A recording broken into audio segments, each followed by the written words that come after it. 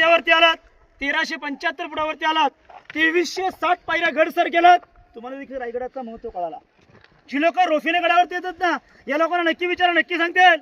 4 मिनिटांमध्ये गडावरती आलो, 51 तासामध्ये गड फिरून गडाच्या पायथ्याला निघून गेलो।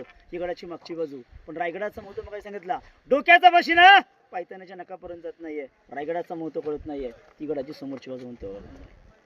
समोर बघा एक उत्तरला टोक दिसतंय, गडाची उत्तर बाजू आहे, त्याला त्या टोकाचं नाव आहे टकमक टोक पॉइंट। स्वराज्यामध्ये चोरी, लबाडी, पितुरी, गुन्हेगारी, जो कोणी स्वराज्यामध्ये गुन्हेगार करेल त्या गुन्हेगाराचे हातपाय बांधायचे, पोत्यात भरायचं आणि तेथून त्याला फेकून दिलं जायचं। छत्रपती शिवाजी महाराजांनी कुणाला फेकलं नाही, संभाजी महाराजांनी एकालाही सोडलेलं नाहीये।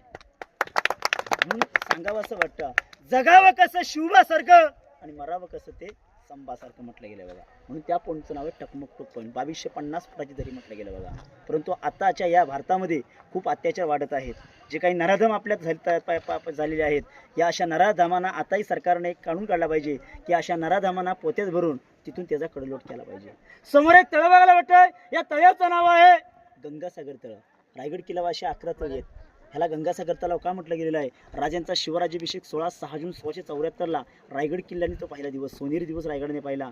या राज्याभिषेकासाठी काशीवरून गागाभट्ट आले होते। 7 नद्यांचं 7 समुद्रांचं पाणी गडावरती आणलं होतं, उरलेलं पाणी या तलावामध्ये सोडलं। जेवढं सोडलं गेलं तेवढंच 2 वाक्याची कविता लिहिली, गंगा यमुना आणि नर्मदा यांच्या आल्या साऱ्या बहिणी, आणले 7 नद्यांचे पाणी, जल हे झाले तीर्थांची घर, तयासी नाव गंगासागर, तयासी नाव गंगासागर। हे तलाव रायगड किल्ल्यावरती आजही आपल्याला पाण्याची सोय बघायला भेटते बघा।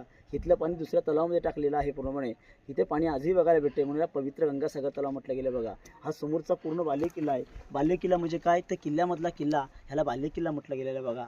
ह्या किल्ल्यावरती पूर्वी छत होतं, सागाची लाकडं, मातीची कौलं, आणि ह्याला आतून जर का स्मशालीच्या उजेडाने आणि मखमली पैठणी कापडाने आणि काव दिव्यांच्या दिवाने स्मशालीच्या उजेडाने जर हा किल्ला बघतो, जर आपल्याला छप्पर बघायला वाटलं असतं तर त्या काळीचा वैभव, लाईट नसल्यामुळे त्या स्मशालीच्या उजेडामध्ये आज देखील आपण कशी दिसलो असतो याची कल्पना केली नसते बघा पूर्णपणे।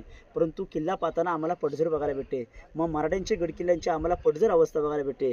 तुम्ही राजस्थानला कधी गेलात तर महाप्रतापमधला चित्तोडगड सोडलात तर सगळे गडकिल्ले आपल्याला सुरक्षित बघायला भेटतील। मग इथल्या गडकिल्ल्यांची, मराठ्यांच्या गडकिल्ल्यांची अशी अवस्था का, कारण की असं म्हटलं जातं की ते राजपूत राजे होते, इंग्रजांना शरण गेले म्हणून त्यांचे गडकिल्ले